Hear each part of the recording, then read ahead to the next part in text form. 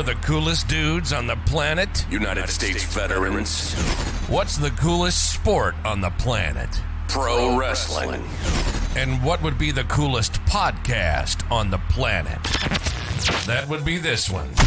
U.S. military vets talking pro wrestling. This is the No Shave Man Cave. Two badass disabled vets sharing their love of pro wrestling, giving you their perspective as fans, talking about current events and matches, history of titles, and who knows what else. Let's do it. Welcome to the No Shave Men Cave. Now your hosts, Ellie Jair and Jay Tilley.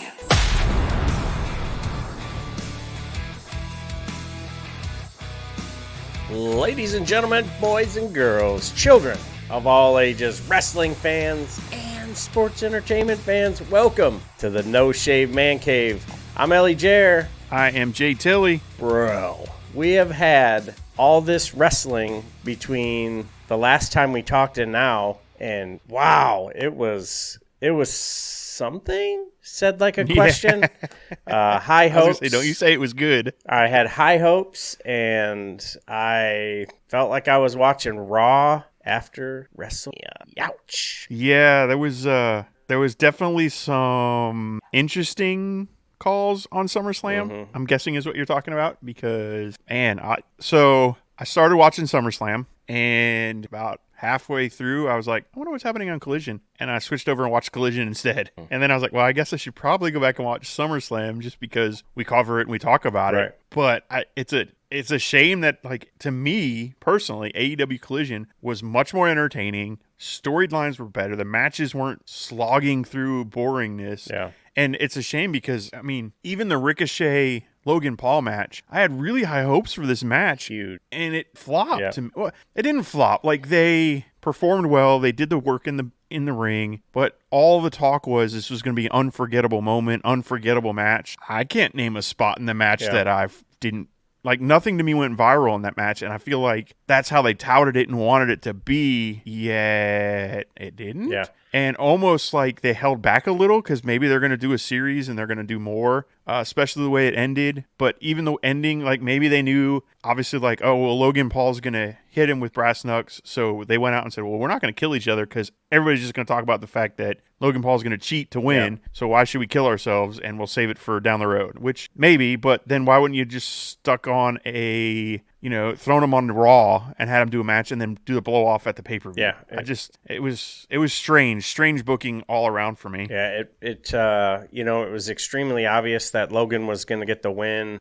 You mentioned the match and the potential, and you were like, oh man, there's going to be a moment that went viral. And the only thing that I could think of that would be viral-esque would be Ricochet going limp after he got clocked with the knucks. And then the look on Samantha's face when she had to announce Logan as the winner. Yeah. So great heel action, really good heat on him. No heat went to the referee, which is exactly what you want. And we got the result that we both had discussed, that Logan gets the W and Ricochet takes the loss. Yeah, which I mean, I think we all knew. I just was expecting more from that match. And not just that one. Like, I'm not going to run down every match on the card just because we can't. I'm not as good at it as you listen to Fightful and What Culture guys, and they're really good at recapping, which we can get to, but I just kind of like us chatting about it, what we enjoyed in wrestling the past week and since we talked to each other. But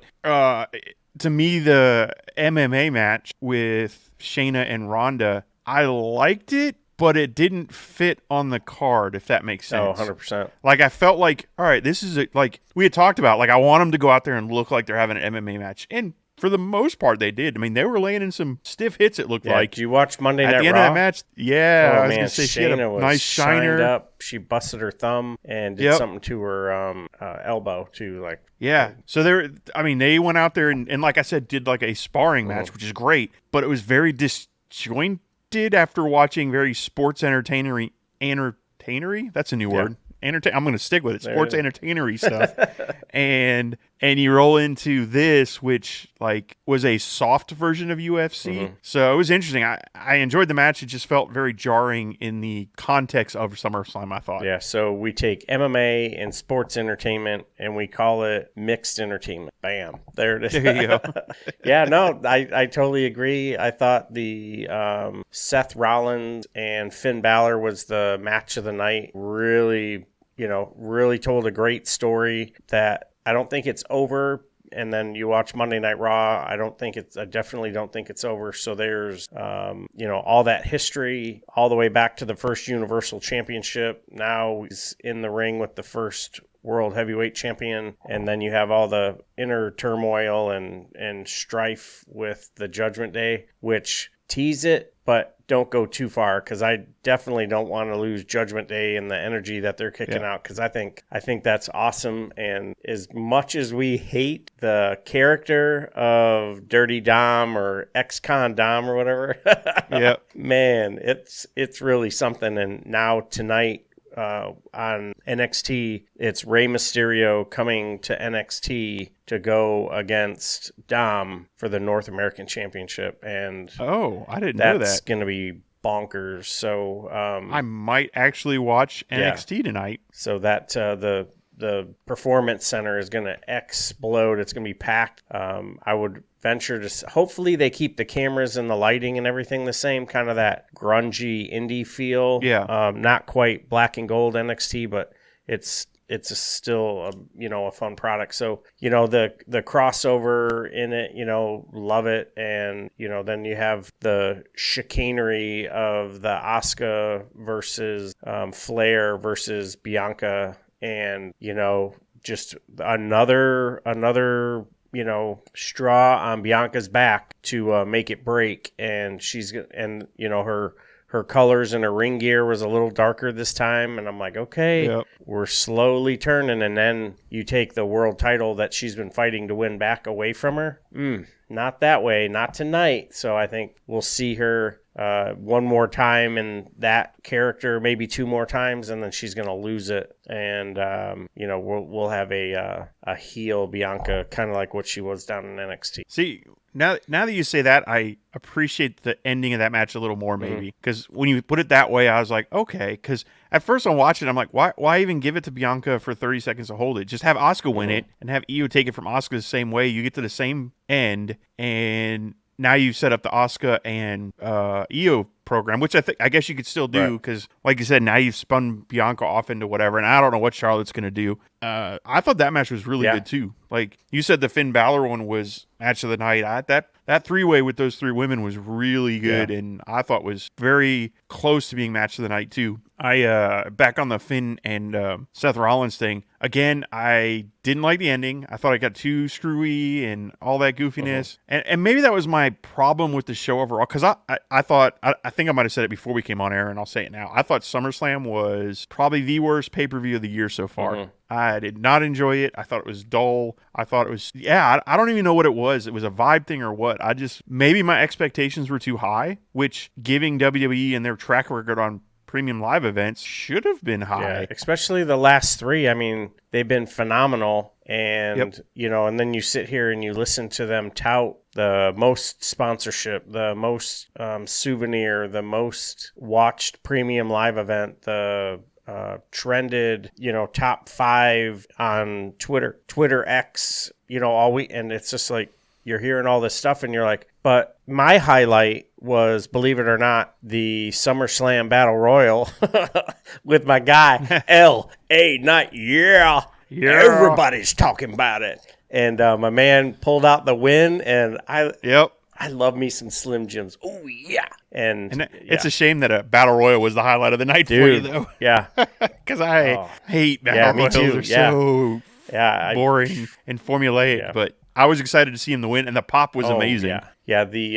I was listening to another show, and one of the guys called in who was there, and he said that that LA Knight's pop was bigger than Cody's, and the only thing that was different with Cody's is they continued the song. And I'm like, oh yeah, we need to, we didn't strap him up with the U.S. title, but I think he would be able to elevate the title, the United States title, almost to the point where Gunther has the Intercontinental Championship and really elevate, Friday night. Well, you got LA Knight. Yeah, but now he's on Monday. He shows up on Monday, and you're sitting there going, well, wait a minute. There was this draft. Oh, wait, I forgot. They don't want us to remember. So is he going to be pulling a Dom where he's going to be on Monday and Friday because he's so over? And of the top five things that are being sold, LA Knight has 3. And Roman, Cody, Usos, LA Knight. And you're like, well, all right. Wow. Well, he's obviously moving the merch, and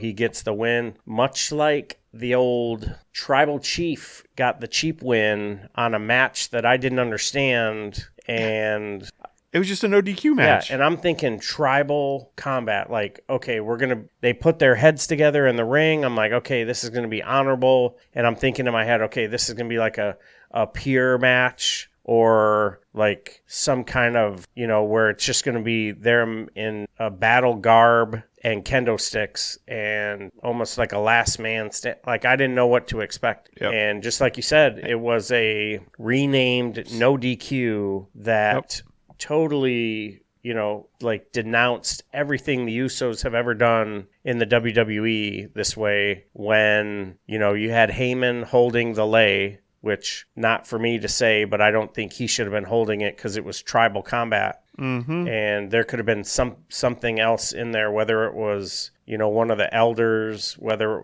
Nia Jax shows up, like something. And who, by the way, is rumored to be coming back to WWE. But yeah, all in all, 2 beards on SummerSlam. Really, kudos to them and the money that they generated, and, the men and women and, behind the curtain, killed it. Cody, slayed one of the sports entertainment beasts. He can now move on. I think he's going to be in a program involving the Judgment Day, obviously. And then you've got legit injuries by Sami Zayn and Kevin Owens, so they may end up having to drop the titles. Yeah.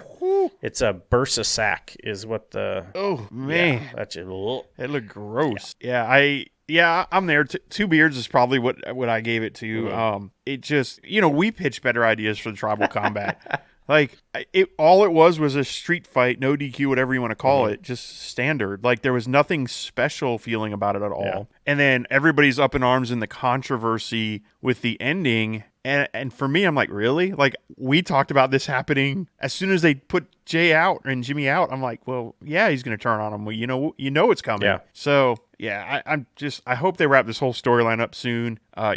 Rolling into Monday, Cody already dropped a, hey, Brock acknowledged you. Yeah. Like, I was like, oh, it's beginning. And then Seth Rollins comes out. And I'm like, I don't want to see Seth Rollins and Cody again. Yeah. Cody beat him 3 times in a row. Like, don't need to see that feud continue. Yeah. Don't want that to be the story he's gonna do. Like, no, like, he needs to go after Roman. Mm-hmm. So, but yes, they've got until April to build that back up, and hopefully you and I will be there. So they'll build it up. By the way, our No Shave Man Cave email has some info on tickets and stuff for us. Boom. Somebody sent us like, hey, here's a price list and all that, so we'll have to check that out. Let's do it. Yeah, I think it'll be a good match at WrestleMania, but it'll be this time next year when Cody is holding that championship, when Roman will go away. I think he's gonna do something with the Olympics. If you've heard and seen a couple of his commercials, where he said he'll be on SmackDown all the way up, something having to do with until summer of 2024 when France Olympics. So. Oh, okay. Cool. And then you had the rumors that The Rock was going to show up for SummerSlam, and that Waller was going to somehow be involved in SummerSlam. And I'm thinking to myself, well, you're going to have Waller on, but you're not going to have the women's world champion, Rhea Ripley. And the only way we got to see her was, I'm trying to think, during the Judgment Day thing. But I was like, did she even come out? I don't think she did. Now that you say that, I don't remember. I kind of blocked out a lot of SummerSlam.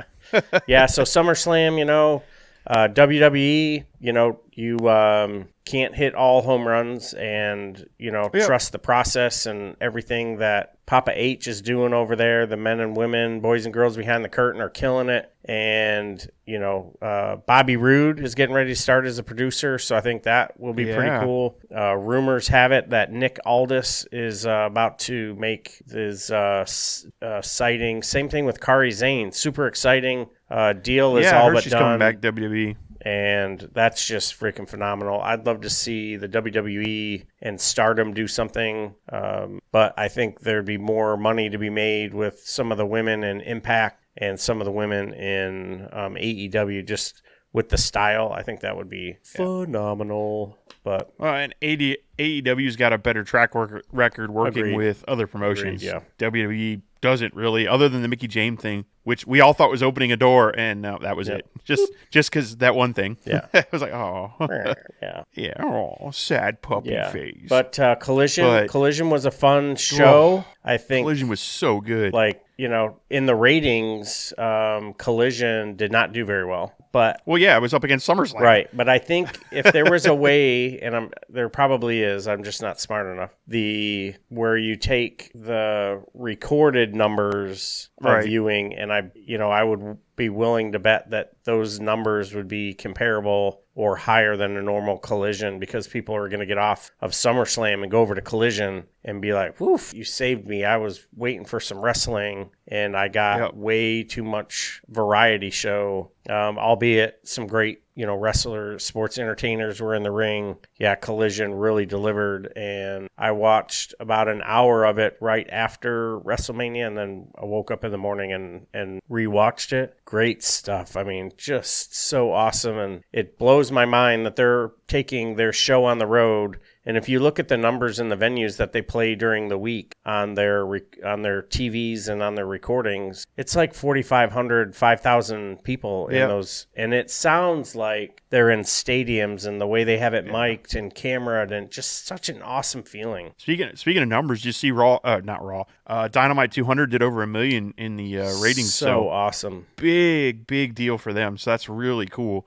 And I thought the show was good, but I look at some of the other shows that didn't do good ratings. I'm like, why are y'all just turning into that? You missed, some of this fantastic stuff in the past. Really missed. So hopefully out. it'll be a nice little, hopefully it'll be a nice trend starting for them. And kudos and shout out to the new women's champion. She was, Sheeta was the champion during the COVID era, and for her to be able to win the championship on a card that was so monumental, and now we're talking about the numbers, it was awesome. And I tweeted after watching that, I was like, this reminds me of someone else who it wouldn't be a bad thing to strap him up and, let him get a little bit of that energy. So I'm listening to another show, and they say, oh, well, Drew McIntyre got to be the first sports entertainer to hear the roar of the crowd at WrestleMania in Tampa. What?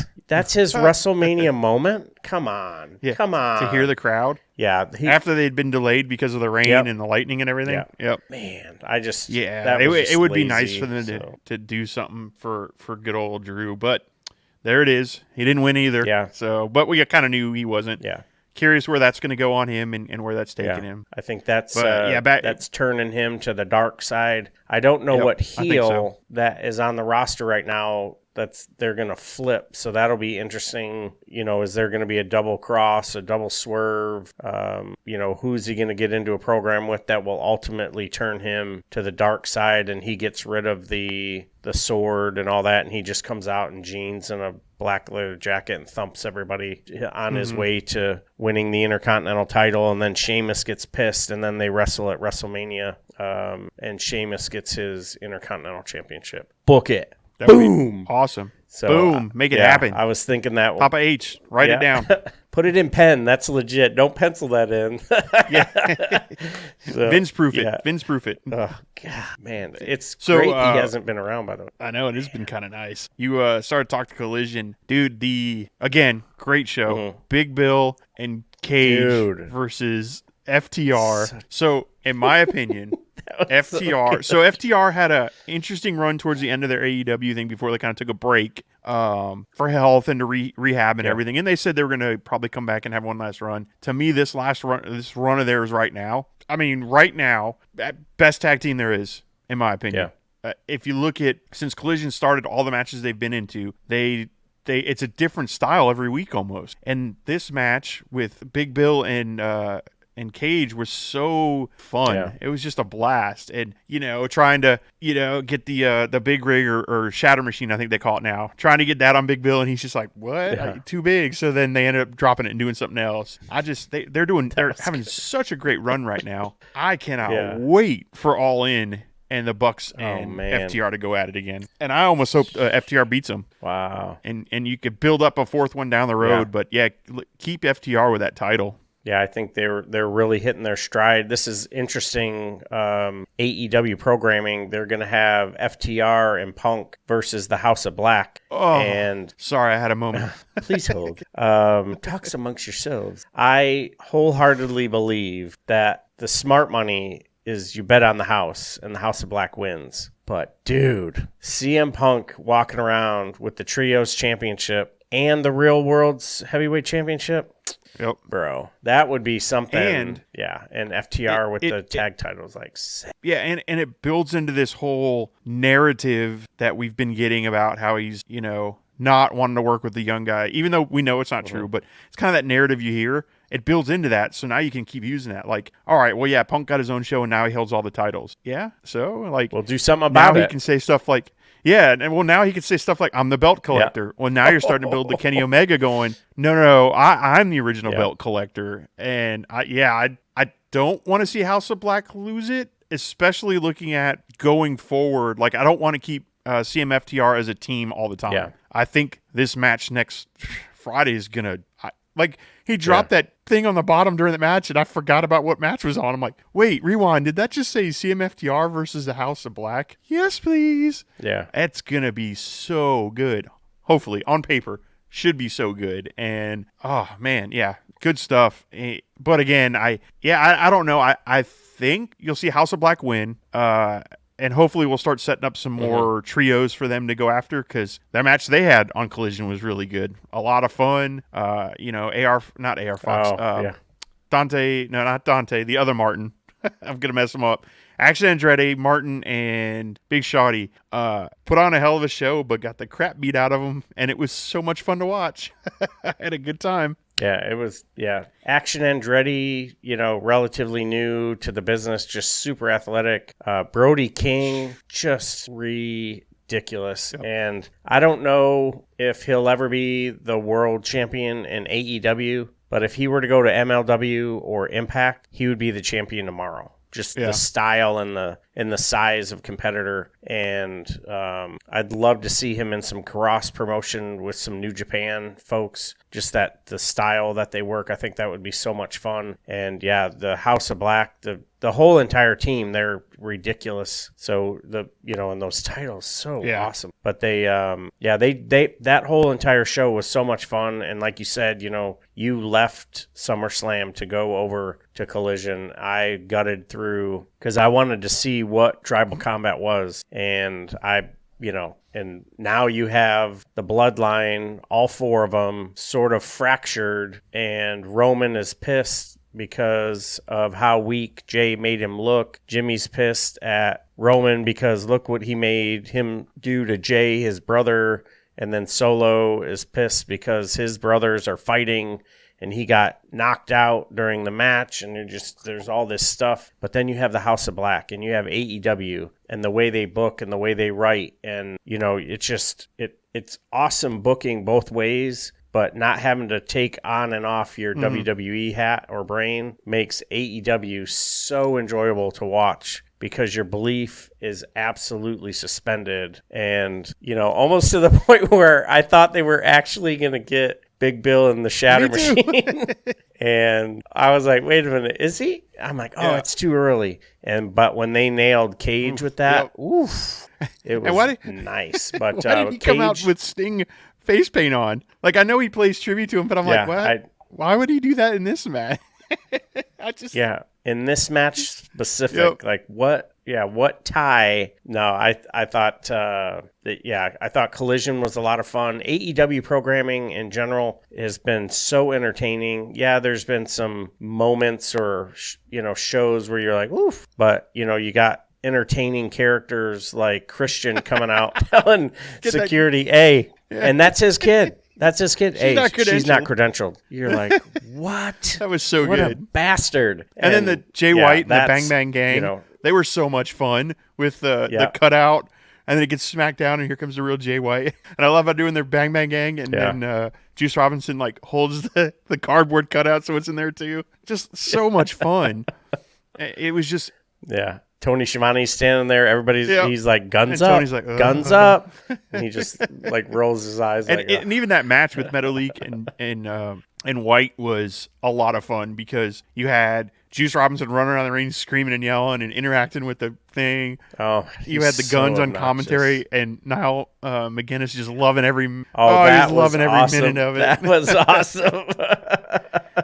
You figure those the two of them have been around wrestling their entire lives. And Dad has sat there and watched wrestling and done the play-by-play. And now here they are, these little snarky, sarcastic. And we've met them, and they are every bit of the character that they are on TV. This isn't an act. They are no shit characters. And damn, that was a funny bit. I didn't think I would enjoy the evolution of the Guns. I thought they were just going to be this knockoff DX hokey, but they are coming up with some funny new stuff to the point where you look at the Acclaim and they are not the same. And the way that character is developing and the work that AEW is doing with that character and they're going to carry the boots around. I'm like, oh man, where is this going to go? What hurts me is if this goes to where they're competing for the tag team championships or something and Billy Gunn costs the Acclaim. And you're just going to be like, wait a minute, what happened here? I thought you were going to go away. And now,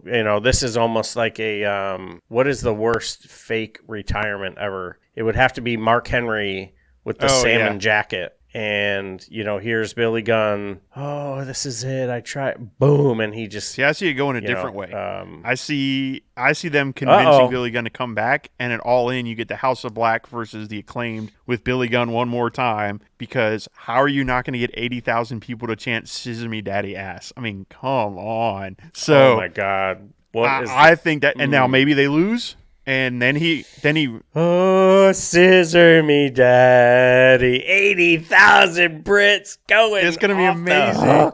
And if they lose, he can officially retire if he really wants to. Officially retire in front of 80,000 people. So that's how I think it'll go. Now, if they win, he gets a title and it's great. But if he loses, cool, give him that retirement in front of 80,000 people. Let him sing Scissor Me Daddy Ass and it's crazy. And you saw the newest report with it's 80,000 people-ish, but it just surpassed, WrestleMania 6 or 7, which was the highest grossing, or one of the highest grossing pay-per-views. So it's number 4 now in the rankings on wrestling attendance. My word. It just surpassed one of the biggest WrestleManias, and I'm like, that's crazy. Yeah, and super historic too. I mean, you had the Road Warriors, LOD, Legion of Doom ride their, motorcycles down. You had British Bulldogs and that was a fun WrestleMania. But yeah, I can't wait to see how the production goes, how the field is going to be, the pitch, whatever they're calling, how are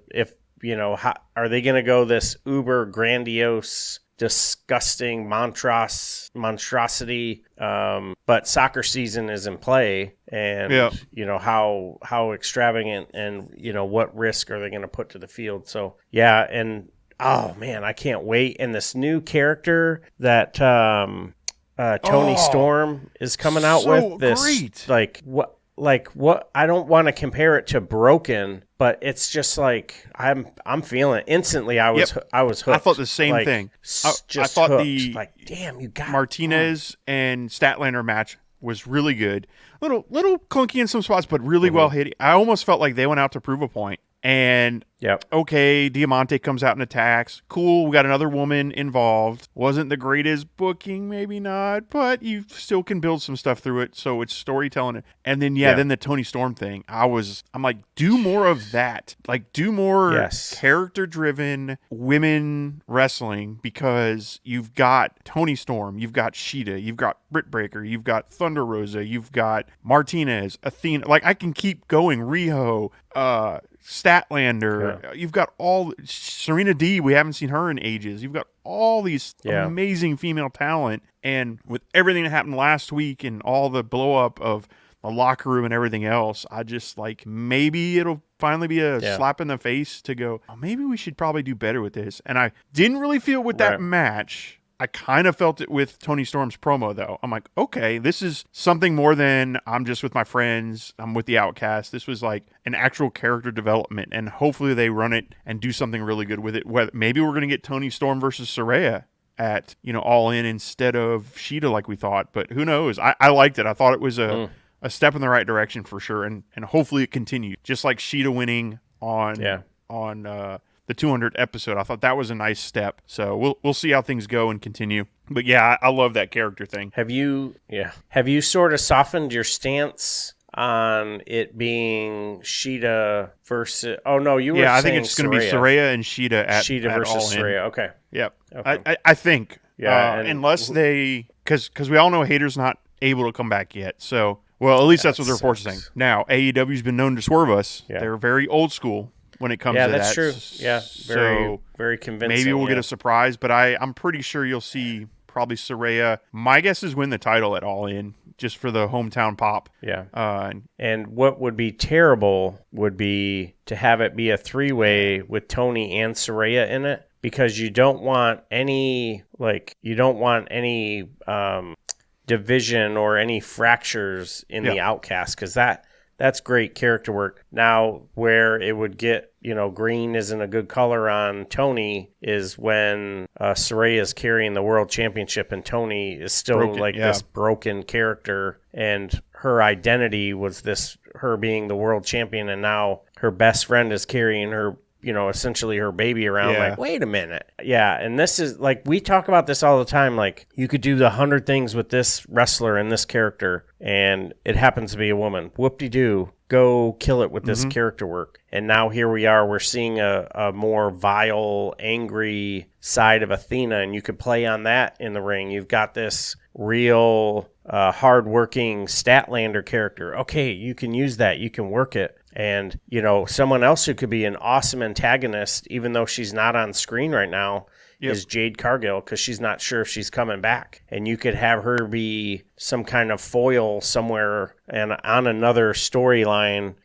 just like, the other part of the storyline, who else was involved with the bloodline? There was someone who got Jimmy in the building, blah, blah, blah, blah, blah. Boom, now comes another family member. But, with just like with the knuckles, brass knuckles, who gave Logan the brass knuckles? Could that be the challenger against Ricochet next? So now, you have this other part of the story of who else is involved, and there's so much you can do with a lot of these characters, and Jade Cargill can be sort of off in the cut, and then you do a vignette of her sitting up in the ivory tower somewhere of power, just saying, I'll rule AEW when I'm ready. And then she shuts her computer and does continues on with that and builds up until maybe Monet is healthy enough to go. And now you can have, those would be two amazing styles to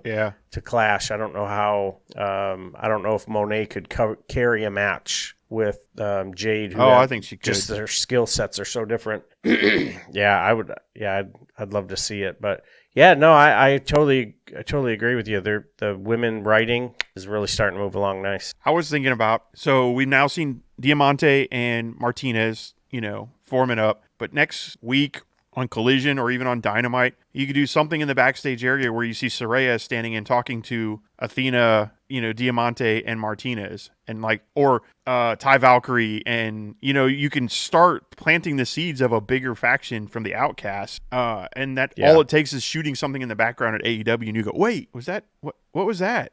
So I think they could do some sprinkling the seeds, Yep. Oh, yeah, freak out. And we were talking to Love it. our buddy Tony, and I was talking about women's wrestling in general. And I remember when AEW launched, one of the things Kenny Omega wanted to do was try to make the women's wrestling a lot like what the women's wrestling is in Japan. And I haven't seen that come to fruition yet. So I'm hoping eventually he's going to go, look, Tony, I told you you needed women wrestling. Look at the backlash and the blowback we're getting now. Let me book it. Give me the pencil for the women's division, because I think he would do a really good job booking up a women's division, because it's something he's passionate about. Yeah, and he's so athletic.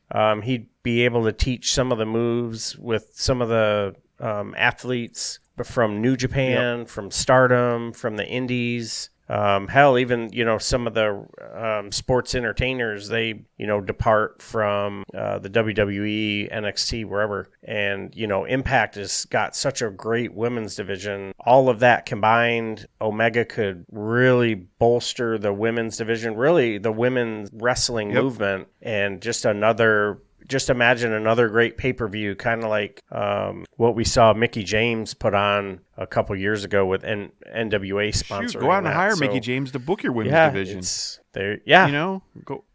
I mean, she's off TV, still recovering from injury as Impact champion. So you could go out and hire her to come book your women's division, and it's an opportunity for either AEW or WWE, because if they get that women's division running, whichever company does it, because both are suffering right now, there's a lot of talent they could bring in, almost to the point where they could almost make a fourth show and just be a women's show, and be able to book it and almost have it like the old Women of Wrestling, or like Memphis Wrestling, where you've got Glow, maybe, or Glow, or one of those old school, and now if you're showing whichever one it is, hey, look, we are building a women's division, we have done all this, look at what we're doing. Now you got people like Charlotte, Bianca, and Asuka going, oh, WWE money's nice, but that's actually really good booking and storytelling over there. Or vice versa, you got Statlander or DND or Thunder going, wow, WWE's putting on a good women's division, maybe we should go over there. So I think just looking at it as a business sense, I think it's a good draw and would be a good way to look at it. But I'm no businessman, but I'm just saying and I was thinking, AEW was sort of ahead of their time, because you've got the world champion and then you've got the TBS champion. And I'm like, well, it's kind of like the WWE. They have two world's championships, and, it used to be the Friday Night SmackDown was sort of the premier title, because that's where Charlotte was, but she's not the champion anymore. So they're building characters, and right now, arguably Rhea Ripley would be the more credible champion if they put her on damn. And so they still.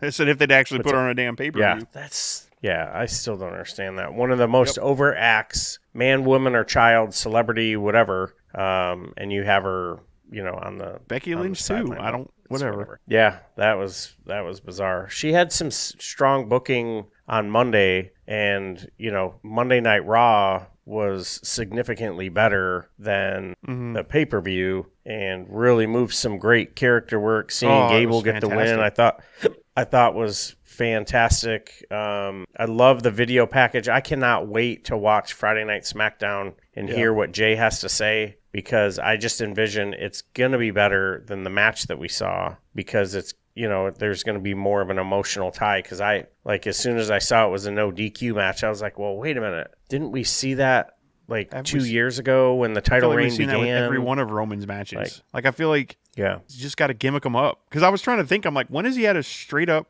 just Matt? Cody, maybe, I think, was pretty straight up. It wasn't, but his stuff was Brock, and we had the tractor issue. Then the ones with KO, I just remember all the hardcore match. I just don't remember him having a straight up wrestling feud, which, anyway, is what it is. I mean, it's moving some storylines. We're on our way to Payback, and we had talked earlier about what we thought the card was going to do, and then what it was going to lead to. I was totally floored by the Cody Rhodes Brock match, and it wasn't stepped up. and Cody pretty much won clean, and then Brock acknowledged Cody. So Real quick for those listening to us maybe for the first time, this is how we go. We're all over the place all the time. We just talk wrestling. We try to keep it formatted to go AEW, WWE together, but when you tune in, we're just gonna talk. We're just two dudes chatting. I just thought about it because we bounced back to WWE while talking about it. We haven't even brought up bourbon or barbecue yet, and we talk about that a lot too. Jeez, man. I still got your birthday gift over here. Bring it. Well, we haven't seen each other in a while, but yeah, we'll have to get together. Yeah. I got, speaking of bourbon, did I tell you I got that Colonel Taylor's? Oh, man. Yes, you did. It is so good. I can only imagine. You have to come over for, let's see, what do we got, another pay-per-view? Yeah, maybe we'll see about getting you over for one of the pay-per-views, and we'll bust out the allocated bottle. And look, see, we went from wrestling to barbecue. I just saw a video on bacon ribs. So they're ribs, but they leave the belly on them. So that's the part where the bacon is. So you cook them like ribs, but they're got the belly, the pork belly still on them. Oh, and I was like, God, I'm going to try those. I'm trying to find where to buy them. I haven't had a chance to buy them yet, but I'm like, I'm trying those. Yeah. So next pay-per-view, I'm going to get some, and I'm going to do bacon ribs with some Colonel Taylor's bourbon or whatever other bourbon I've got. We'll find something. Yes, we'll rustle something up between now and then. That Dude, is it looks so good. And the guy cooked them, so like the bacon was like crispy bacon almost, and so it was kind of like I'm making my mouth water just talking about it now. Gee, just imagine a rib with that awesome bacon texture and whatever rub you like to use. I don't use coarse black pepper here because my oldest son doesn't like it, so I have to like get around that to get that nice bark. Yeah. Man, See, for ribs, I usually do like sippy sip of some brown bourbon. sugar or sugary usually on my ribs, or sweet and spicy. But I use black pepper on the brisket. So you need that bark on that brisket. You need that. Be able to cut it and go crunch as you're cutting through it. That's a good bark. Man, I haven't grilled in a while. I might have to grill something this weekend. Yeah. I'll be running back and forth to Orlando. Gonna drop a load of stuff off for the new college student going toward UCF, and Valencia is the school he's going to be going to. So got to drop some stuff off. So I'll be racing to get back on Saturday. Saturday and show live on the Fantasy Sports Network. Sir. Yeah. But man, cool. Man, now I'm sitting here thinking about ribs. I'm like, damn, so awesome. Ribs. Thinking about bourbon. I'd like to get a drink, but I got to go to bed.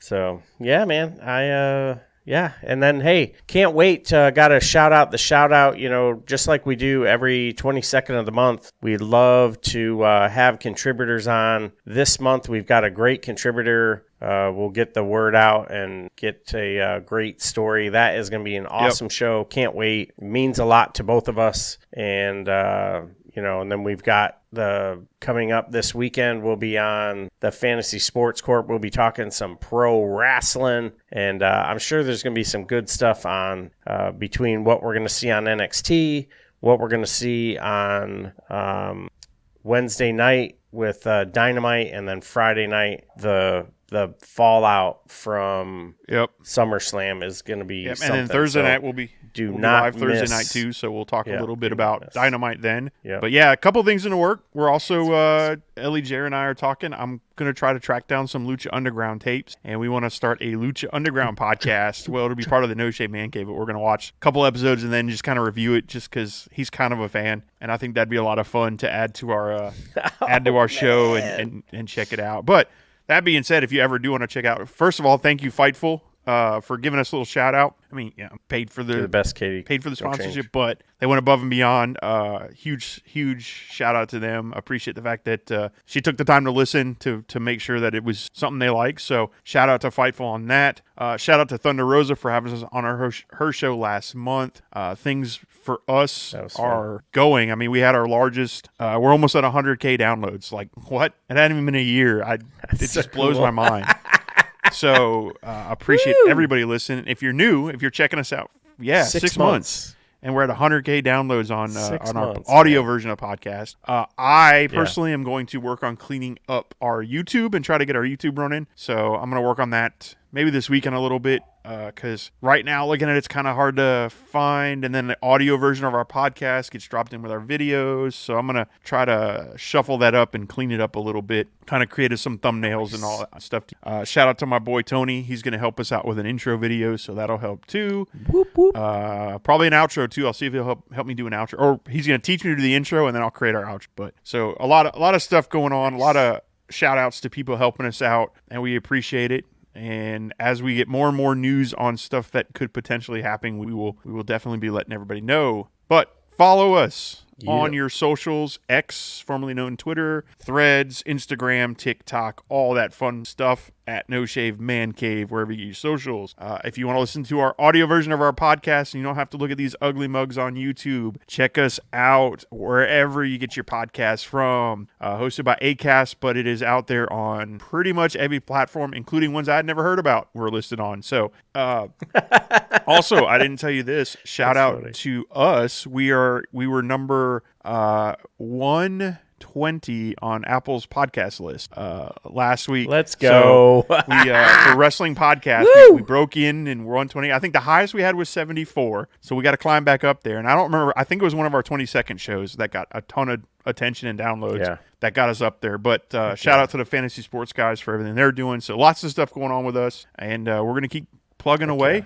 We took a little bit of a step back. We're not releasing 7 days a week like we were, just life. But we will definitely be doing our Tuesdays, Thursdays, and follow us on those socials. And if any updates to the schedule, we'll let you know. Going to try to start going live at 6 p.m. instead of 7 p.m. Eastern time here on YouTube and Rumble. If we adjust it back to 7 again, we'll make sure we let everybody know. But 6 is kind of the way to go right now. Jared already mentioned 22nd show, August 22nd. We're going to have a special guest on. I already talked to him a little bit. It's going to be an amazing show. Might be a little heavy, but if you ever listen to our mental health shows, you know they get a little heavy. He's also pretty knowledgeable in wrestling, so probably talk some wrestling on there too. Maybe we'll even record 2 shows at once, and we'll have him on as like a wrestling show. But I'm rambling on, but I'm just excited about stuff going on. So again, No Shave Man Cave. Follow us wherever you get your socials, podcast, all that good stuff. You want to reach out to us, noshavemancave@gmail.com, noshavemancave@gmail.com. And you know what time it is. It's time for that hot tag for the Marine to take us out. Bump and feed, bump and feed. Hey, like, share, subscribe. That's what we're here for, the No Shave Man Cave. To all our brothers and sisters in arms, we love you. Keep doing what you do. Get home safe. We're all waiting on you to get home. Until next time, friends, fam, we'll see you soon. Take care of yourselves. Take care of each other. And we'll see you on the floor. You've been listening to the No Shave Man Cave. If it's pro wrestling, we're talking about it. Unless we see something shiny and wander off into the woods. If you hang around long enough, we'll eventually come back. We hope you've enjoyed the show. Fire off your comments and be sure to leave us a 5-star rating, and we'll be back soon. But in the meantime, hit us up on Twitter, YouTube, and TikTok at No Shave Men Cave. Y'all be cool, and we'll see you next time on the No Shave Men Cave.